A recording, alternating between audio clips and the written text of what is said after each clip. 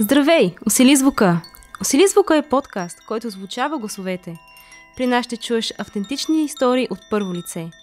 Търсим и се провокираме, защото всеки заслужава да расте в сигурна семейна среда, за да е здрав и да развие потенциала си.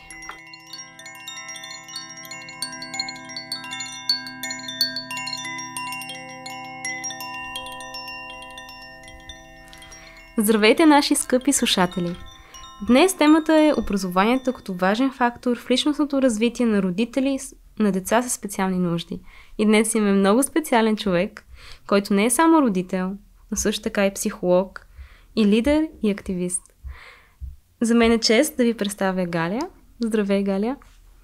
Здравей, Елвира! Здравейте, драги слушатели! Аз се радвам, че не съм тук с вас.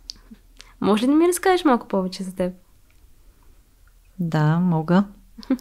Аз съм Галя Койчева и съм родом от Варна. Обичам много морето във всичките му сезони.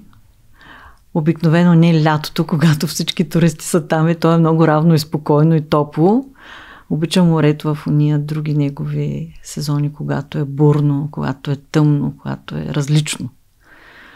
И естествено се радвам за това, че съм от този морски град, защото той ми дава една асоциация за свобода. Коя съм аз? Имала съм едно много хубаво детство, с любящи баба и дядо, с много преживявания на село, където едните ми баба и дядо бяха, с много така близка връзка до природата, до животните, неща, които предопределиха други събития в моя живот по-нататък. Добре, значи предполагам много обичаш животните също. Свършиш нещо друго със свободата. Какво за теб е свобода? Една така морален въпрос, философски въпрос. Свободата е да можеш да изразяваш себе си, да си много автентичен, да правиш неща, които характеризират личността ти, естествено без да вредиш на другите. Добре. Ти каза, че след това са случили някои неща, които са били предупредени от тази любов към природата и животните. Може ли да ни разкажеш? Да, тази много близка връзка с природата, която възпитаха моите баба и дядо, едно много така интересно отношение към живота, към живите същества, предопределиха избора на моето средно образование. И така аз в един момент завърших техникум по ветеринарна медицина, защото бях един много така убеден активист в защита правата на животните и все си представях как спасявам животните в Африка. По това време се четяха имаше много научно-полярна литература, свързана с това как да се грижим за природата, как да опазваме нашата планета, как да се грижим за животните, за да има останали за бъдещите поколения представители на различните флора и фауна. Значи, доколкото разбирам, много обичаш да четеш също. Да, обичам да чета. Книгите са другото любимо нещо в моето детство. И понеже стимула в училищата, аз съм дете на социализма, възпитавано, отглеждано в годините на социализма, естествено, че се стимулираше много четенето. И за нас книгите бяха нещо много, много специално. Защото нямаше така масово разпространение на книгите, бяха нещо скъпо, нещо ценно, нещо, което не можеш така лесно да си купиш от магазина. Ние като ученици, помня, сме си събирали стотинки от закуски, за да си купим дадена книга. И аз все още пазя всички мои книги, които съм си купувала от детството, юношеството и така до наши дни. Но книгите бяха моя приятел и аз през страниците на историите в книгите или препусках на конете в Дивия Запад, приключенските литератури, или преброждах различни планини и фантастични за тогава неща, които пишеше Жул Верн, задължителната литература, която сме чели, много, пак казвам, стимулираха ни да четем. И всичко беше един необятен свят на приключения, фантастики. И ми е било много интересно и хубаво. Така се чета и до днес. Значи са развили твоето въображение също. По какъв друг начин са ти помогнали книгите? Книгите, да, дават... Книгите са прозорец към света. Не е клише. Дават необятно поле за фантазия, за развитие на внимание, за това да видиш какво друго се случва в света. Така както си стоиш вкъщи и четеш поредната история, поредните приключения, поредните вълнения на някой, зависи, нали, от жанра. Книгите последните години са мое настолно четиво вече по-скоро като специализирана литература в видовите образования, които имам. Защото винаги, когато имам някакъв казус професионален, аз търся книга, подходящата книга и чета. И така се сверявам часовника. Каза много така професионален опит. Като завърши медицина, какво последва след това? И как беше този преход между социализма и демокрацията? Аз винаги съм била четящ и учещ се човек, защото ме движи една любознателност, която имам към света, едно любопитство. Винаги ми било интересно да науча и повече и повече. И затова понякога и сега се очудвам на хора, които не знаят защо примерно учат дадена специалност. Ние ме е интересно. С едно съжаление съм към съвременните деца, които са в училище и някак си училището не винаги успява да грабне техния интерес. Винаги в начално и в средно и в висше образование съм имала любопитство към науката, към знанието, към това какво още се случва. Какво може ние да научим, за да придобием знания и умения пък за други неща от нашия живот, нашата професия. Винаги ми е било интересно. И това ме води. И как стигна до този момент да се решиш да запишеш специалност? Да, като един така отличен ученик съм си представила как ще уча висше образование, например като ветеринарен лекар, за да осъществя една своя детска мечта. Но живота избра друг път за мен. И така приплетох житейския си път с моя партньор и ние се омъжихме. След това се случиха други неща, които ми попречиха да уча висше образование към този момент в живота ми, когато съм била на 20 и няколко години. Значи за теб това беше преврата, който се случи. И какво стана след това? Какво ти попречи на образованието? Да, защото човек в живота си има най-различни социални роли. Той и дъщеря, и съпруга, и майка, и брат, и сестра. И когато влизаме в различни социални роли, живота ни поднася различни пътища. Така вече като заживях и се събрах с мой любим човек, защото аз имам щастието да съм омъжена за човек, който много съм обичала, много съм искала. Заедно сме имали свои си мечти, желания, събрали сме се като семейство. Но на втората година, след като се омъжих, на нас ни се роди бебе. Естествено, едно чакано бебе, с много любов, много така надежди, но моят син се роди недоносен. Недоносен в началото на 8-я месец. И това събитие също даде много отражения на нашия съвместен и личен живот, защото раждането на едно недоносено бебе доста често носи последствия, носи медицински диагнози. И така ние се срещнахме с диагнозата церебрална парализа. Много рано в неговия живот, още на 2-я месец на нашия син, ние имахме предложена от лекарите и поставена на детето ни диагноза. Нещата бяха много сериозни, много рискови. Налагаше се така спасяване буквално на живота му и няколко месеца, в които нашето бебе се луташе между живота и смъртта. За това да диша, за това да бъде след това изписан от болница, освободен от апаратурата, с която диша, и лекарите, които да ни предложат след това какво да правим с това бебе, което е само на 2 месеца, но вече с една сериозна диагноза, да ни дадат посока и път.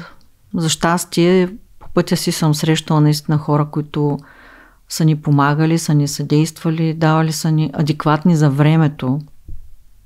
Това са 90-те години на миналия век, така насоки какво да правим. Но така или иначе, моят път като и съпруга, и като майка вече тръгна в едни други аспекти. И аз започнах много да се грижа за това бебе, да правим всички необходими неща за неговото здраве, за неговото развитие, за неговата терапия. И така, моите мечти, моята личност, моят живот останаха много в страни, за да мога да поемам нуждите на нашето бебе със специални нужди. Това звучи като много трудности и препятствия, през които трябва да си минала, не само ти, но твоето семейство. Как те накара това да се почувстваш? И имаш ли разбиране на хората около теб? Към този момент, когато си доста млад, нямаш някакъв специален опит аз не съм имала близки с някакви затруднения, не съм имала и такива познати, за да знам пътя или да знаем какво точно да правим. Е доста трудно. Ти си, в случая съм майката, която полагам грижи за детето си, което има нужда от това и няма друг път, няма друг начин. Да, влизаш в едни други преживявания, да спасяваш детето си, първо да живее, след това да намериш правилния начин за терапии, защото по това време децата с проблеми нямаха така разписан едва ли не път какво се случва с тях. Друг тип беше подкрепата, друг тип беше грижата, съществуваше един по-скоро медицински модел за грижа. Държавата много често подканваше родителите по-скоро да изоставят децата си в институции, защото така бяха политиките и вярванията, че държавата може най-добре да се грижи за това, че родителите могат да си имат други здрави деца, защо да се мъчат с тия деца с проблеми, на семейства, които отглеждат и обгрижват деца с различни тежки здравословни проблеми, естествено, се гледаше така с една стигма. Обществото не толерираше и почти нямаше деца с увреждания, които да живеят в семейна среда. Освен ако с някакви по-леки проблеми. Децата с тежки диагнози бяха насочвани за санаториално лечение в няколко развити в България санаториума, основно за рехабилитация. Това е едно друго време с едни други политики, които смело мога да говоря, че нашия живот мина под тази шапка и живота на моя син, който към този момент ще навърши 30 години, мина в това преди и след. Половината му живот мина в този медицински модел, в който лекари, рехабилитатори поставяха диагнози, изпращаха в такъв тип болнични заведения децата и майките. Това беше много различно от политиките, които се случваха след примерно 2000 година, когато стимула е ранна интервенция, децата да останат в семейна среда, в общността, да не ходят надалеч да се рехабилитират, терапевтират, да бъдат откъснати от семейството, защото това пък предполагаше, че много семейства се разделяха. Бащите от майките заради всички проблеми, които съпътстват грижата за едно дете с специални нужди. Както и психически, емоционални, финансови проблеми, физически за това кой ще се грижи. Винаги, когато има дете с проблеми, се ангажира цялото разширено семейство. Това не е само майката, не е само бащата, естествено. Братя, сестри, баби, дядовци, всички се опитват да помогнат, но Трудно е, защото там стоят много други взаимоотношения и понякога не всички са толкова подкрепящи и толерантни, за роднините говоря. Така че в моя случай аз имах подкрепата на своето семейство, но както и аз като родител и като майка бавно озрявах за това какво точно се очаква от мен, така и семейството бавно разбираше какви са малкия напредък, който постигаме с моя син, защото отнемаше години работа. Говоря основно за рехабилитационна, в която да се види някаква промяна в детето. Дали ще се мръдне малко повече пръста, ще се вдигне малко повече ръката. И тези безкрайни наши курсове по санаториуми, които ние отсъствахме от семейната среда, в които аз имах много преживявания с други родители, с други майки, събрани от цяла България в тези медицински заведения, в които заедно се подкрепяхме, заедно търсихме пътя как да правим така, че нашите деца да се чувстват по-добре, да имат по-добър живот. Това са ни от нашите първи групи за помощ и взаимопомощ. Така се научих да говоря. Защото аз съм, говорим се за личността, един човек, който не е споделял много. Защото взето съм интровертен тип. И за мен да споделя личните си преживявания беше много трудно. Никога не съм го правила. Но в тези групи с други майки се научих и да ги слушам, и се научих и да говоря, да споделям. А това е много, много важно за всички нас. Ти каза, че много хора са били подпитвани, така да го наречем, да си дадат децата в институции. На теб случвало ли се и какво те накара да кажеш не, искам да си догледам детето? Това е една история, която ме стои в главата, все едно било вчера. Но наистина думите на една лекарка предопределиха и моето решение и нашия живот, на къде ще поеме. След като много рано поставиха диагноза на моя син, което не се случва често. Семействата обикновено по-късно разбират, след година-две. Говоря основно за недоносени бебета, в които минава етап, в който те все пак трябва да преодолеят кризата, основно с дишането, да живеят, да са така вече за изписване. И се казва, оставете го в дом, по-добре, ще си имате друго дете, какво сега ще се мъчите. Много от семействата чуват по-късно тая диагнозата на децата си, защото пък друго стои като клише, то е недоносено бебе, сега малко ще трябва повече време да се развие, не се притеснявайте, той ще се развие, но така пък минават година-две, в които няма тази ранна интервенция, ранна терапия, която не пречи, дори детето да си е в норма, то не пречи да му се правят някакви гимнастики и масажи. Но и на мен ми се каза, точно така, майче, твоето дете ще бъде инвалид. Ама не се притеснявай. То има и олимпиади за инвалиди. Това бяха думите на една сестра. И представете си сега една майка на 23 години, в това време, в което общо взето е стигма да имаш дете с увреждане вкъщи, в семейството си, която е оставена повече от 20 дена сама в една стая в родилен дом, да осмисли всичко това и да вземе решение, която е родилка и току-що е родила бебето си, чаканото си бебе. Трудно човек може да вземе такова решение, защото той първо не може да осмисли какво се случва около него. Естествено, че се допитваш до семейството си, но семейството също не е в родилния дом, не държи в ръце бебето, няма емоционална връзка с него. Родителите понякога избират да спасят своите деца, младите родители. И така в нашето семейство не беше много окей това. И аз в цялото си чудене тогава, но това са неща, които минават за секунди през главата ти или имаш ден-два да решиш. Много тежко решение, много тежък избор. Защото дори ти не можеш да си представиш последствията. Няма как да си ги представяш, ако не си чувал такива истории или не си имал връзка с хора с някакви затруднения. И аз в цялото си чудене попитах неонатоложката, която много се погрижи за нашия син и буквално го върна 2 пъти, може би, така от смъртта. Той правеше страшни кризи в дишането, не можеше да спрат апаратите, на които диша. И тя беше дигнала и тя ръце милата и казваше вече последно, ако и сега не може, той не може да го изключим от апаратите. И така, попитах я какво да правя. Какво да правя? Нямах отговор за всичко това.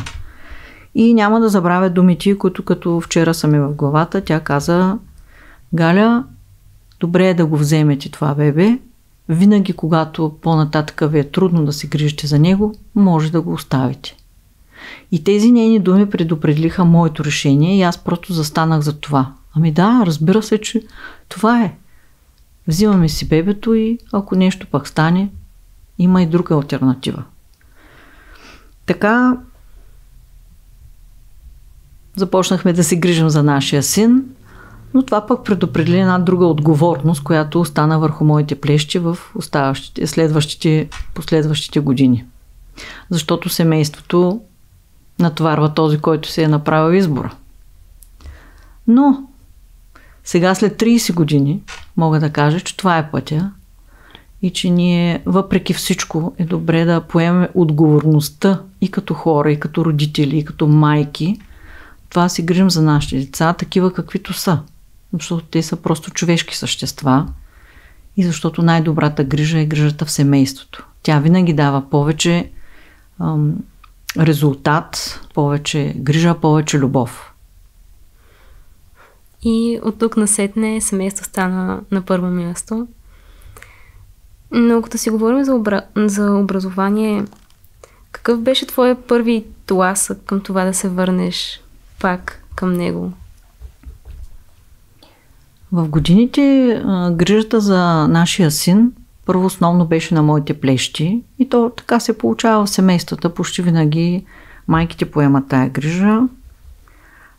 Татковците имат една друга също много важна роля, да осигуряват дом, средства за живот и естествено и бащинския модел и бащинската любов. Много дълги години минаха. Моя син преодоля различните кризи, взе да расте. В уния години нямаше специална подкрепа към семейства като нашето. По-скоро търсихме медицинска грижа, аптеки, рехабилитатори в целите, които имахме той да пролази, да проседи, да проходи. Гонихме тези цели, но растейки децата имат нужда от много други неща. Имат нужда от интелектуално развитие, имат нужда от среда, имат нужда от приятелчета. Моя син не попадна в детска градина, защото детска градина за такива деца нямаше. И така лека по лека излизаха различни нужди на порасващите в ранното детство деца с проблеми. Ние взехме едно решение, поне живеехме в малък град, откъдето е моят съпруг. Преместихме се във Варна, където е моят роден град, заради всички тия условия, по-добри условия на живот и медицинска грижа към нашето дете. И не на последно място, вече на около 6-7 годишна възраст, той трябваше да получава и обучителни образователна подкрепа. Но нито детските градини приемаха деца, които не се самообслужват, нито пък училищата, нямаше още интеграция, нямаше приобщаващо образование. Деца с различни здравословни проблеми се така етикираха като необучаеми. И това беше легален термин в образованието. Необучаеми. Няма необучаеми деца, защото всеки може да се научи на нещо и образованието не е само така знание. Образованието всъщност е възпитание. Образованието е обучение за живот. И аз в днешно време вече говоря не само за приобщаващо образование, където всички да могат да са в средата заедно с други връстници и да учат, но и за приобщаващ живот. Защото в един момент ние въвеждаме нашите деца в живота, ние ги приобщаваме, но приобщаваме и другите хора към нас. То е двустранен процес и в това е смисъла на многообразието на живота. Да има различни хора. А ти как се приобщаваш към тези процеси? Разкажи малко повече за това. Аз се приобщих, когато много от нуждите на моя син изникваха като гъби.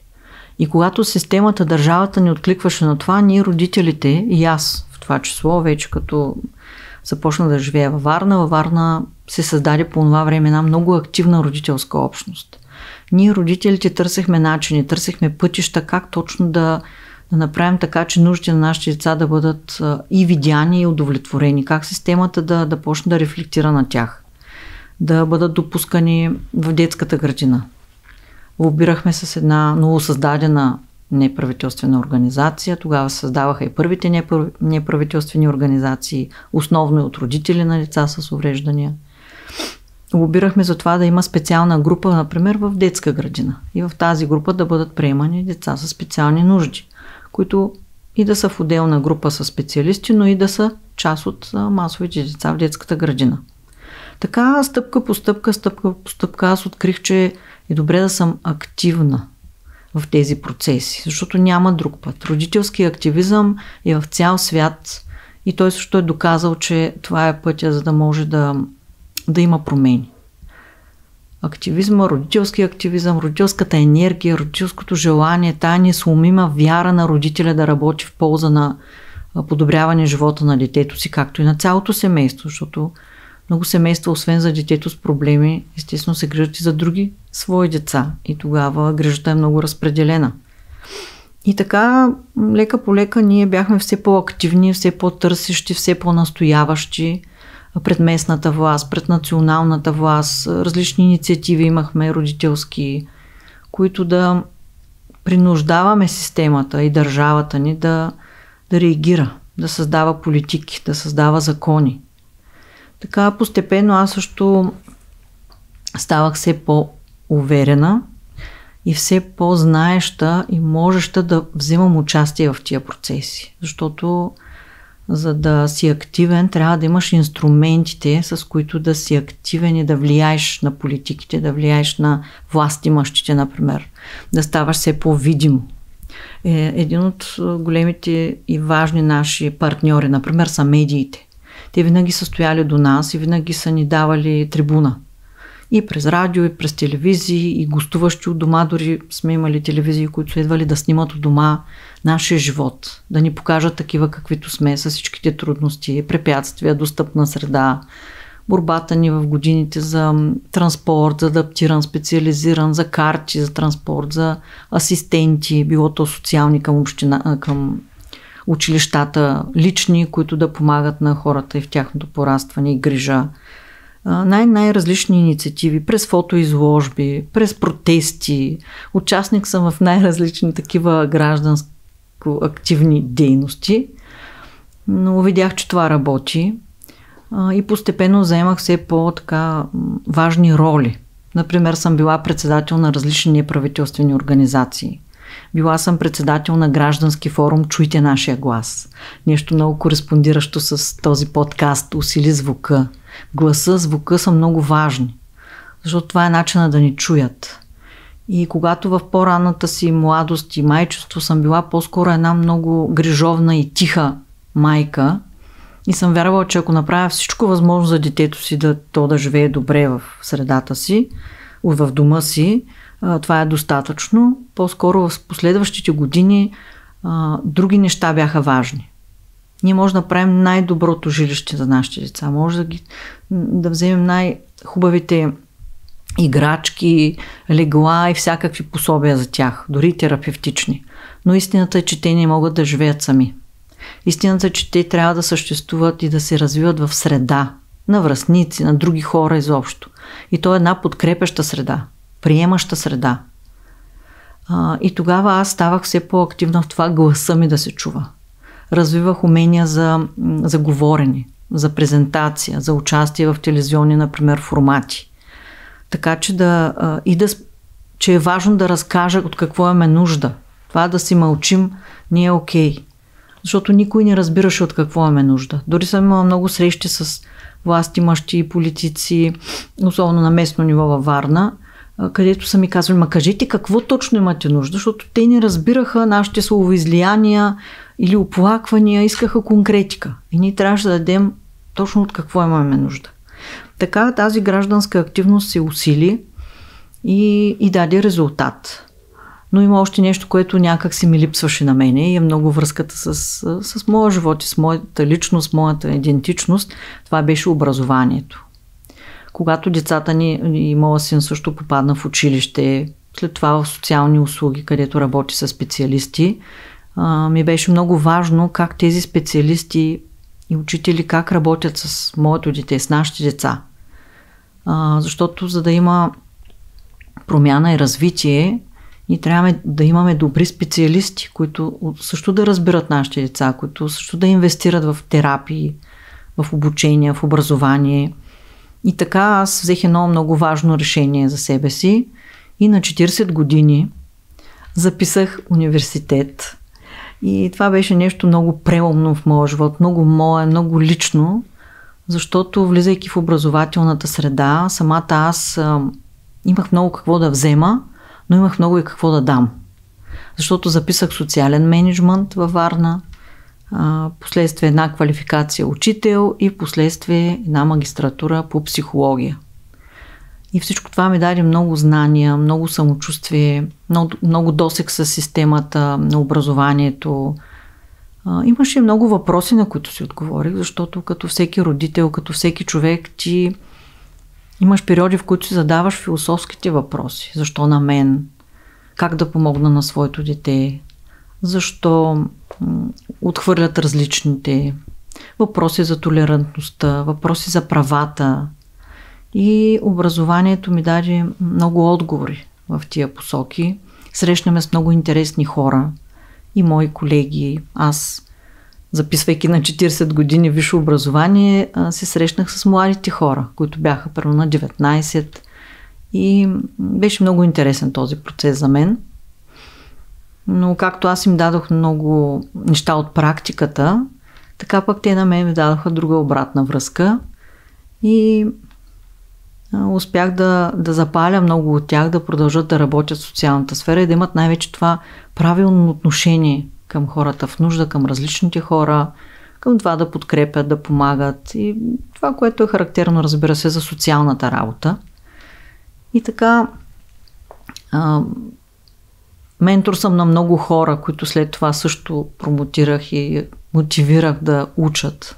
Защото е много важно, ако искаме да правим промени, да имаме инструментите за това, да имаме знанията и уменията. И образованието е много важен инструмент.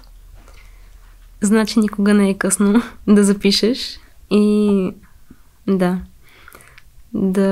мечтаеш, така да се каже. Но като говорим за образование, ми изникна въпрос, че и за отношението също. Има ли разлика между отношението към родител, който няма такова специално образование и към родител със специално образование? Имаш ли някаква, как да кажа, как виждаш нещата преди и след образованието? Естествено, че не всеки е длъжен или може да завършва такъв тип висше образование, но като цяло имам личен опит в това да бъдем така подценявани, игнорирани, на различни срещи, на различни нива, да ни се казва, вие сте просто майките, нали, едва ли не какво разбирате от това. Тук ние сега специалистите, експертите, ще знаем кое е най-важно за вас и вашите деца. Това също ми е било мотив. Мотив ми е било да вляза в системата, вече като специалист. Първо, защото съм усещала, че мога.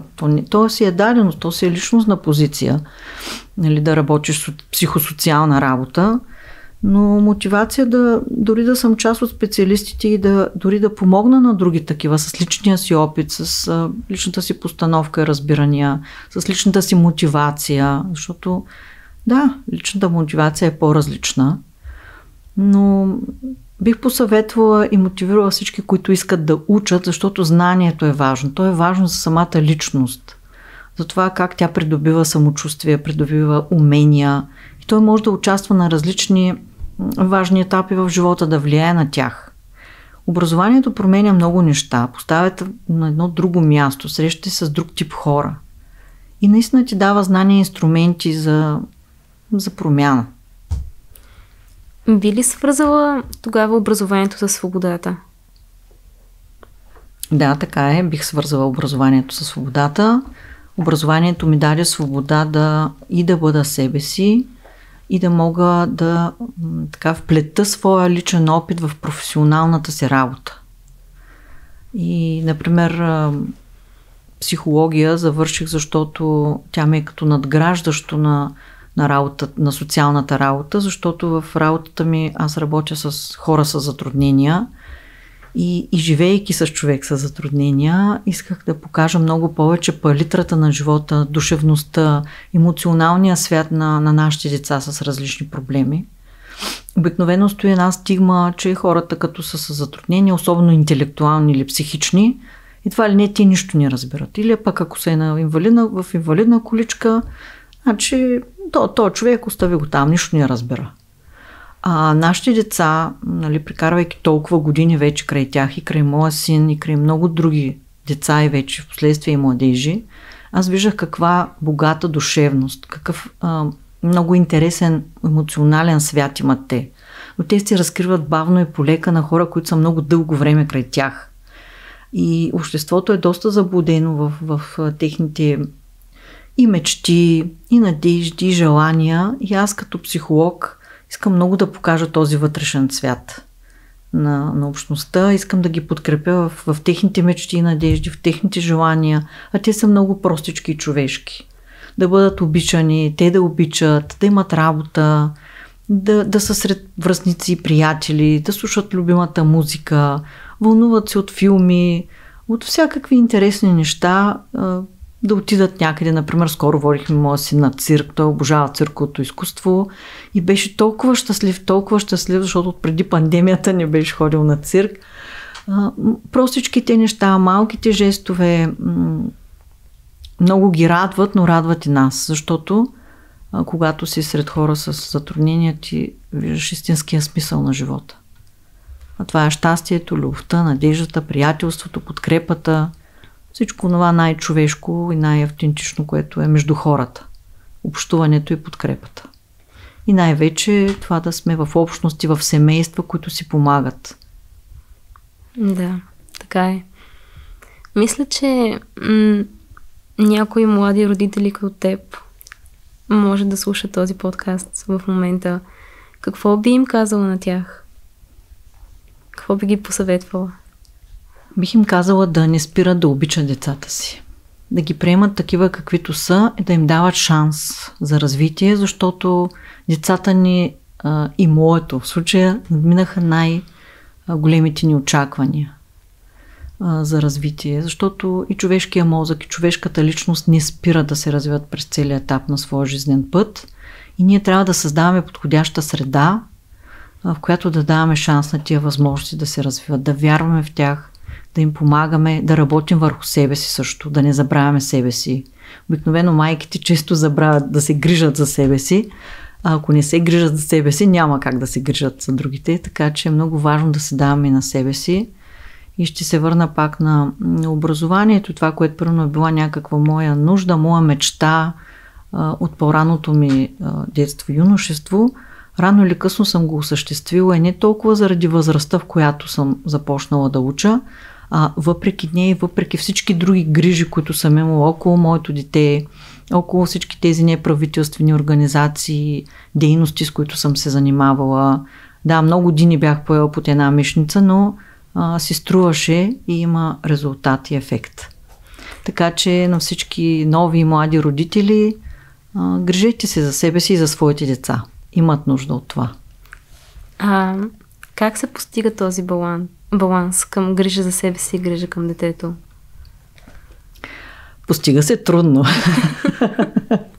Постига се трудно, но се случва с едно осмислене, едно себеприемане, така нареченото от психолозите себерефлексия.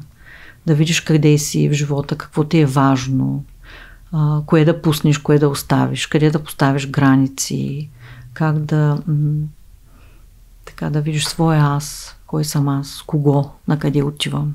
Наистина, кое ми е важно, живота и на кое да заложа.